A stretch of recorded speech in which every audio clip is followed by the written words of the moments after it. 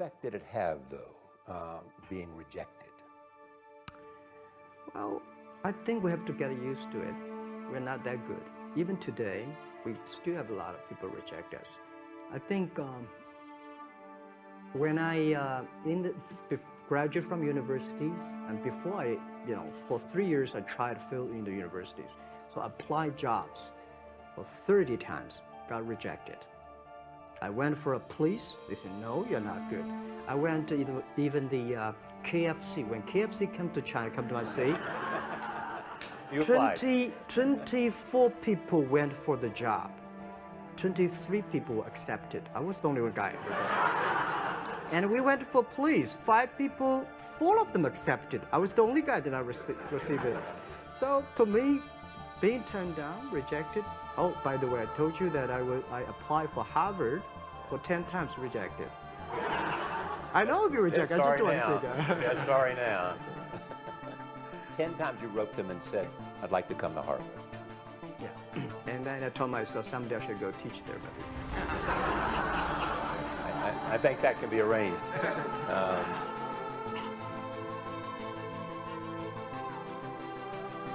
First visit to America, 1995? 1995, yeah. I came here for a project helping the local government to building up a highway.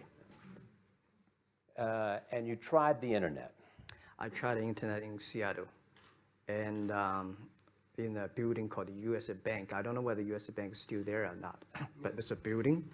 And my friend opened a small office, which is like only 10% bigger than this room. And there are a lot of computers in there. And he said, Jack, this is internet.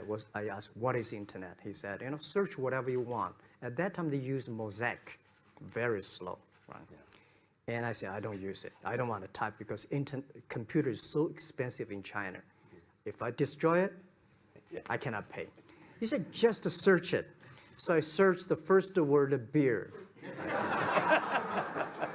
I don't know why, because it's easy to spell, baby.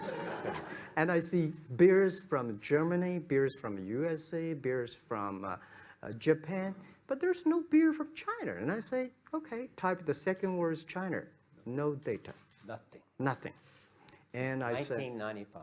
1995. No data about China. So I talked to my friend. Why not make something about China? So we made a small, very ugly-looking page.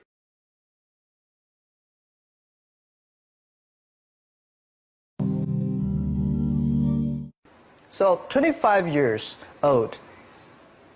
Don't worry. Any mistake is an income, is a wonderful revenue for you. So I told myself and told my young people, before 20 years old, be a good student. When you do entrepreneur, just learn some experience. Before 30 years old, follow somebody. Go to a small company. Normally in a big company, it is good to learn processing. You are a part of a big machine. But when you go to a small company, you learn the passion, you learn the dreams. You learn how to do a lot of things at one time.